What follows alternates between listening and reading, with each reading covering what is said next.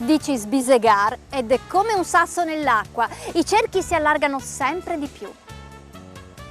Primo significato di sbisegar: frugare, cercare tastando, ad esempio sbisegare in borsa o in scarsea.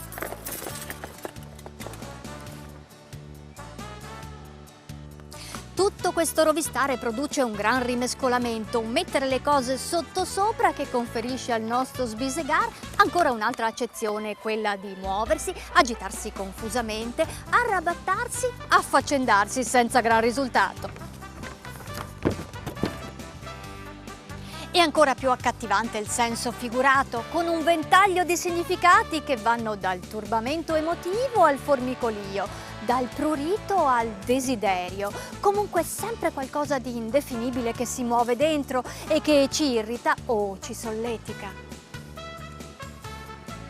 Sentite ad esempio Carlo Goldoni nel Poeta fanatico. Amor, ti che ti può andar ladrento, in tel cuor della donna a bisegar.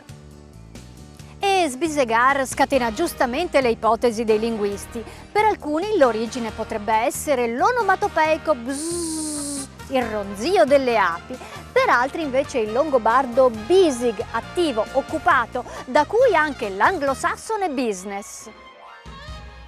Ma l'ipotesi più semplice, forse anche la più verosimile, è quella dello studioso Gianfranco Siega, che fa risalire sbisegar ai bisi, per via di quel gesto che le dita compiono nel far uscire i grani dal bacello, gesto che rende bene l'idea del furegar, del frugare.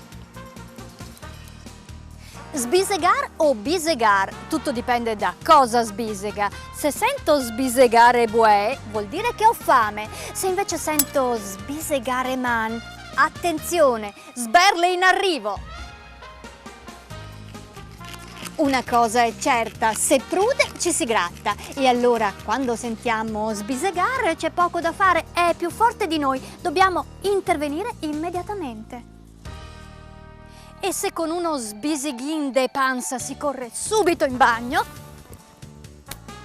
con uno sbisighin un po' più giù la voglia da togliersi è un'altra, decisamente più piacevole.